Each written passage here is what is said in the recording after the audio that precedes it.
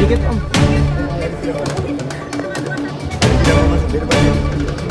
Sedikit. Kalem. Berjalan. Ya,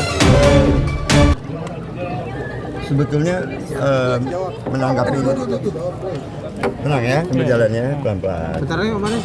Yes. Sebenarnya sih menanggapi Ini yang belakang nggak mau, yang belakang nih. sambil jalan. Ya bisa jalan Mas. Yang belakang mundur.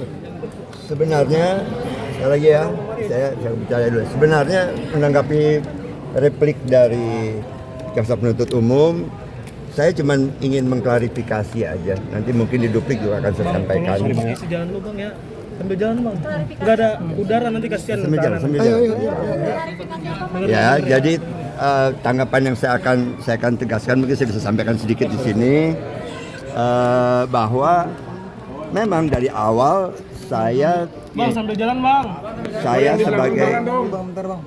sebagai pengguna, ya, penyalahguna, pengguna, memang saya nggak pernah secara Kasihan ini Om Faris ya Bang. secara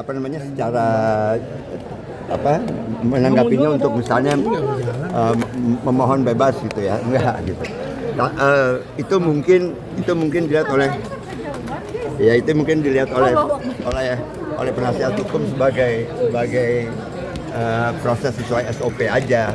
Tapi kalau sayanya sendiri sih terus terang sih berharapnya cuman saya diberi kesempatan kembali untuk rehabilitasi ya. Karena sekali lagi bahwa menyembuhkan diri dari ketergantungan narkotika itu bukanlah hal gampang. Artinya nggak kecewa Mas Faris ya? Tidak kecewa lah. Jadi nama kata bukan kecewa gini. Belum sampai di ujung ya, belum sampai di ujung. Artinya masih SOP, masih proses. Saya percaya bahwa sebagai muslim saya percaya bahwa Allah Subhanahu wa taala yang tahu persis apa yang terjadi. Ya, sebagai warga negara Indonesia, saya percaya bahwa negara saya ini adalah negara hukum yang memiliki hukum yang pasti, dan sebagai terdakwa dalam perkara ini saya percaya kepada proses hukum yang institusi hukum yang Bang ini kameranya. Karena tertulis tadi, kita kemudian menunggu apa sih isi tertulisnya, dan hari ini dibacakan secara tertulis repliknya si jaksa ya.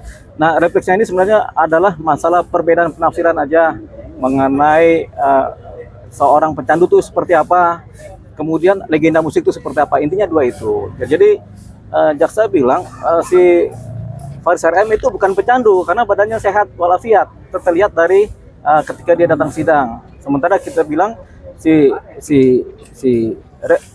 Faris RM itu adalah pecandu karena memang dia kecanduan, faktanya begitu. Tapi jaksa bilang dia nggak kecanduan, makanya dia sehat tapi menggunakan, sehingga dia tidak dianggap sebagai pengguna atau pecandu. Jadi nggak masuk unsur mengenai pengguna tadi oleh jaksa. Pikiran jaksa begitu, nggak apa-apa.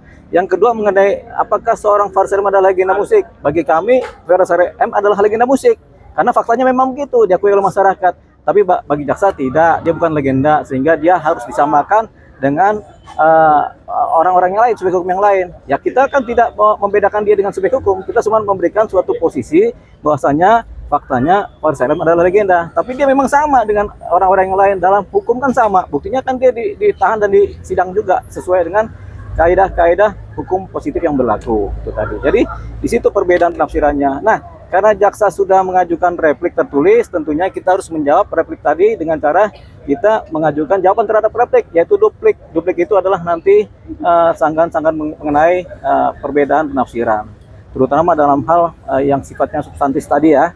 Nah, itu kemudian akan kita sampaikan di tanggal 21 Agustus tahun 2025. Bang, tadi jaksa menyinggung kontribusi negara. Oh iya, begini, kalau kontribusi negara kontribusi. Kalau kontribusi negara, semua kita ini punya kontribusi buat negara, ya.